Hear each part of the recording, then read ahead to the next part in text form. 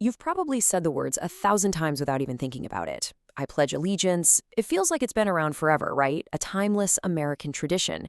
But the real story behind this simple ritual is, well, it's anything but simple. It's actually a fascinating tale of marketing, a forgotten rivalry, and even a battle for the soul of the nation. We all know the words. They're a powerful declaration, a ritual that connects generations of Americans. But have you ever really truly stopped to wonder where they came from? Who actually wrote them and, maybe more importantly, why?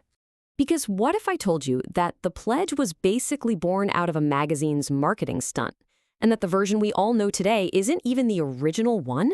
Oh, and that there was another, completely different pledge that came first. Yeah, let's unpack the real story.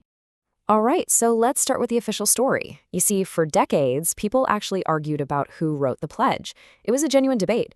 The whole thing was finally put to rest in 1939 when the U.S. Flag Association officially pointed to their guy. And this is him, Francis Bellamy. So back in 1892, Bellamy was working for a really popular magazine called The Youth's Companion. They were planning this massive nationwide celebration for the 400th anniversary of Columbus's arrival. But here's the kicker. The magazine also happened to be in the business of selling American flags to schools. To sell more flags, they figured they needed a cool little salute to go along with the flag-raising ceremonies. And guess who got that assignment? Yep, Francis Bellamy. Now, Bellamy didn't just throw these words together. He was incredibly careful. He chose the word republic specifically to highlight America's unique form of government. That phrase, one nation, indivisible, that's a direct callback to the Civil War, reinforcing that hard-won unity. And liberty and justice for all, that was the big, hopeful promise that tied it all together. But this is where the story gets really interesting. Because Bellamy's famous pledge, it wasn't the first, not by a long shot. There was a competing version that has been almost completely wiped from the history books. And Bellamy wasn't just coming up with this idea in a vacuum. His own editor knew that another pledge, written by a totally different person, was already being said in schools all over the country. That person was George T. Balch, a military officer who wrote his pledge way back in 1885. Now, his pledge was starting to get popular, and Bellamy and his editor saw an opportunity. They didn't just want to improve on Balch's pledge. No, they wanted to replace it entirely. And when you look at them side by side, you can see two totally different visions for the country. Balch's version is all about submission, giving our heads and our hearts to God and our country, and it really pushes this idea of conformity with one country, one language, one flag. But Bellamy's pledge, it's fundamentally different. It's a pledge of allegiance, not to a person or a god, but to ideas, the flag, and the republic. So we have this really fascinating historical dispute, but that makes you ask a much bigger question. Why does this ritual have such a powerful grip on us anyway? It's not just about who wrote the words, it's about what happens when millions of people do the exact same thing day after day. Really, why does saying a few words while looking at a piece of cloth create such a powerful feeling of belonging? To understand that, we kind of have to zoom out and look at how societies create shared meaning in the first place. And to really get it, we can borrow a fantastic idea from a scholar named David Morgan. He came up with this concept he called the sacred gaze.